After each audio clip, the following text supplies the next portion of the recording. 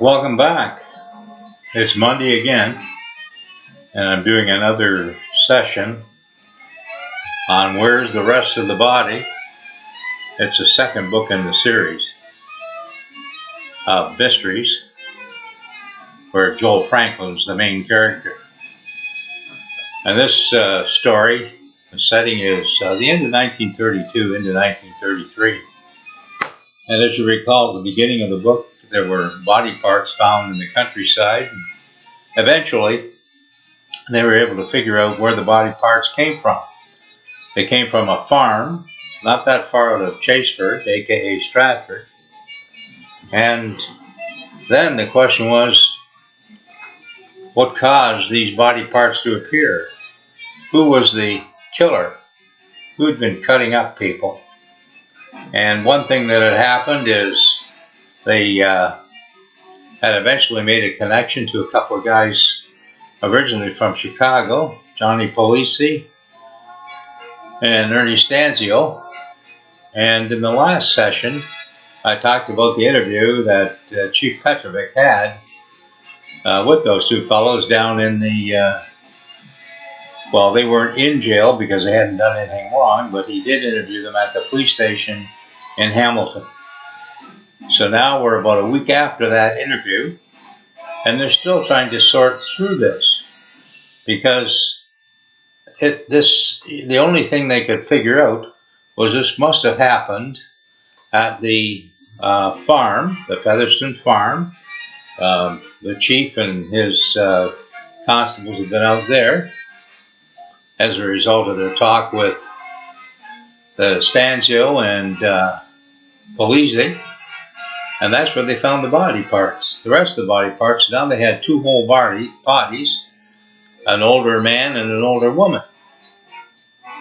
And they weren't sure what was going on.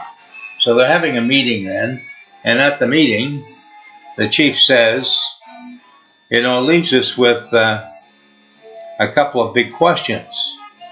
When that house burned to the ground back in 1911, we found one body on the site, and that was the body that we thought, it was a young woman, we thought it was Nancy Featherstone. And, of course, after talking to Polizzi and Stanzio last week, they seemed to insinuate that they talked to Nancy Featherstone after that fire. So if they talked to her after the fire, that can't be her body. What's going on? Where is Nancy Featherstone? Well, that's a big problem. They need more information about what happened at that time. They're going to have to conduct some interviews. And of course, now that we're 20 years down the road, or actually 22, I guess, they're going to have to talk to relatives and neighbors who were present at the time back in 1911 when these events unfolded that resulted in the murders. So that's the next thing on the agenda. So Petrovic says, okay, I need two guys to do interviews. One of you is going to interview relatives, the other is going to interview a neighbor. So they had figured out who was going to be interviewed. And Henry Featherstone was the relative. He would be the nephew of the Featherstones. He was still alive and well and a farmer. And the other one that was going to be interviewed was a woman that had been a neighbor at that time. She lived next to the Featherstone farm. So there was a coin flip, and Constable Smith won the coin flip, and he said, oh, hey, if I have to pick between the neighbor and the relative, I'm taking the relative. I'll go interview Henry Featherstone. And that left the neighbor to the young constable, J. Jarvis.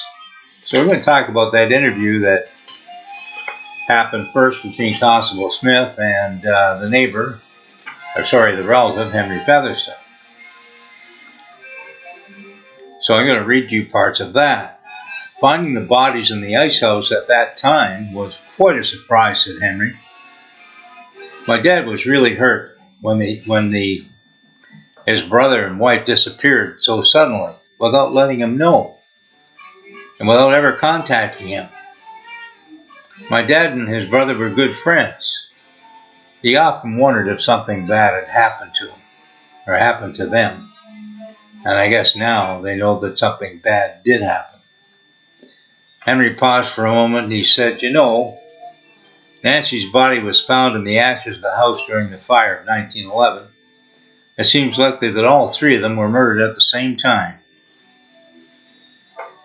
Constable Smith wasn't sure what to say. He couldn't say anything about Nancy Featherstone because it was an ongoing investigation, but he did need to get as much information as he could. So Smith said, "I know it's a long time ago, Henry, but can you recall if there were any other visitors or people that visited the farm at that time? Were there any other young men or young women that worked on the farm?" "Yes," said Henry, "I kind of remember now. There was a girl that the Featherstones brought to the farm when she was about 10 years old. She was maybe 4 years younger than me. We talked occasionally. She seemed like a very nice person. And there's quite a story to this," Henry said. "My aunt was a very generous person who liked other people. She could usually see beyond their faults. They were well off, and my aunt thought it was important that they should share their good fortune with others. And so she had contacted the Salvation Army in England and arranged to have a girl brought over to Canada. I don't think she was ever legally adopted, but they treated her like she was a daughter. And she helped out on the farm until I think it was 1909, maybe 1910. And then with the Featherstone's blessings and with a little bit of financial help, she moved to Toronto where she got a job. She'd come back once a year or so for a visit. She still thought highly of the Featherstones and appreciated very much the fresh start in a new country." Smith said this was all news to him. He said, "Did she get along well with Nancy Featherstone?" "I don't know," said Henry. "Nancy didn't seem to have much to do with her at all. After grade 8, Nancy didn't seem to have much to do with anyone in the area. Nancy was about my age, and she didn't go to the local high school. Her parents sent her away to an expensive private school. I'm not sure whether it was in Toronto or somewhere else. Maybe it was in the States, maybe even Chicago. I don't know. She was away also during the summer most of the time. She spent very little time at her parents' place." So Constable Smith's thinking this over and goes, "Okay," and he understands that. He said, "What was the name of the girl that the Featherstones brought over from England through the Red Cross?" "Oh, I was never formally introduced to her. Just called her Sue or something." He said, "Okay, fine. But if you come across that name, it could be very important in an investigation that we're conducting right now. Let me know if that happens." So his interview, he did learn some things. He learned about this other person that had been on the farm. He learned that she was about the same age as Nancy Featherstone. He learned that Nancy Featherstone spent little time at the farm or with her parents, period. Now on to Constable Jarvis's interview. Remember, he lost the coin flip, so he won the chance to interview old Jenny Kaufman, who'd been a former neighbor of the Featherstones. Jay arrived at the Kaufman home about 3, and Jenny's daughter Adeline introduced Constable Jarvis to Jenny twice. Jenny's hearing difficulties were the source of the confusion in the first introduction. With the ear trumpet in place, wish I had an ear trumpet. I remember I had a relative 60, 70 years ago who I met who used an ear trumpet. And she was disappointed that he was not her grandson. She thought this young policeman maybe she was somebody she should know, because he seemed like such a fine young man. But she was okay once she realized that he was a police constable. That meant that she must be important. So she looked forward to this interview. "I understand you're quite informed about some things, Mrs. Kaufman," Constable Jarvis said. "Oh, yes, I have a great memory for things that happened. a while ago when I was younger. I had keen investigative skills. I was never involved directly with the police, but I tried to accumulate as much information as I could about everyone I came across. That way, if I got into difficulty because they couldn't remember something, then I could help them. I could tell them what they'd forgotten. Now, I don't want to say this woman was a busybody, because that would be an understatement, but she did remember a lot of things. So he goes on with his interview, and the way it had started out, he was afraid just how long this interview might take. But he slipped in a couple of words and said, I've heard of your prodigious memory. At this phrase, the old woman was so pleased, with a big smile, she fell momentarily silent. The question I'm going to ask you, said Jay, has to do with the time you spent on your farm. Oh, yes, she said. That's when my inquisitive skills were at their greatest. Before she could get started again, Jay said, my question's about the Featherstone farm. And then he spoke quickly because he knew he didn't have a lot of time before she'd start talking. You know, it's been a lot of years since the fire, but with the finding of body parts in the ice house on that farm, the police have reopened the murder investigation. We're now trying to collect as much information as we can about events that may have happened in the fall of 1911. The old woman brightened up considerably. Yes, yes, yes, she said. Ask me anything. And she leaned forward, waiting for the first question.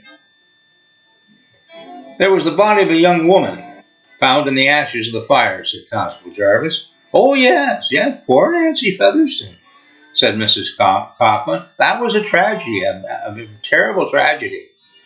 Constable Jarvis knew enough not to correct Mrs. Kaufman. I want to test your memory, he said. In 1911, or before, were there any other people that worked on the farm or helped in the Featherstone household? Mrs. Kaufman was beaming. Of course, she said. The Featherstones brought that young girl over from England. She was a nice girl. I think she was only about 10 years old when she first arrived. But I would see her occasionally, but she was a very poor source of information. She would just bid me a good day and go on her way. I wasn't sure whether she was, a little bit maybe slow, or whether she'd been told not to speak to strangers, especially to me. But what would you like to know about that girl? Do you recall her name? Asked Jay. Her name was an earful, said Mrs. Kaufman. Henrietta Harriet Hackleby was her given name. I got that much out of her. The Featherstones called her Henny. Then Mrs. Kaufman added, that girl left for Toronto about the middle of mid-October 1910. I know it was October the 16th, the same day as my granddaughter Melody was born. I knew I'd remember that date. Jay waited patiently. Henny was good to come back for visits with the Featherstones. She was back the end of June 1911, but I don't remember seeing her again after that. Constable Jarvis realized he'd been with the old woman for almost an hour. It did seem, considerably longer, but he'd received some valuable information. It was time to leave. Mrs. Kaufman, it was my pleasure to meet you. You've been a big help to me. You're a storehouse of information. The old woman started to smile and couldn't stop. This young Constable J. Jarvis was the best policeman she'd ever met. She asked him to stay for tea. I'm honored by the invitation, said Jay. Unfortunately, I have other police duties. I promised the chief that I would look after her. Mrs. Kaufman reluctantly let him go. Later that afternoon, both the constables returned to the police station to report the findings of their interviews to Chief Petrovic. And so first, Smith said, Henry Featherstone told me about some girl that had been brought over from England around 1909 or 1910. By the time she left the farm, she was probably close to 20. Or sort she helped him on the farm till 1909, 1910, came over around 1900. I'm sorry, but Henry couldn't remember her name. He doesn't know whether he was ever told. About half an hour later, Jay Jarvis arrived and looked at the two and said, "Thanks for winning a coin flip. I got to spend a long time talking to that old woman. Anyway, do you use a two-headed coin?" And he was kidding. She was a nice old lady. Well, they said, "Did you get a word in edgewise?" And he said, "Yes. The good news is I got some interesting information. Chief, did you know that the Featherstones brought a girl over from England?" "I do know that," said the chief. "Constable Smith just gave me the information. Were you able to find out her last name?" "According to the local encyclopedia of events and information, Jenny Kaufman told me the girl's name was Henrietta Harriet Hackleby." "Congratulations, constables. You did a great job," said Chief Petrovic.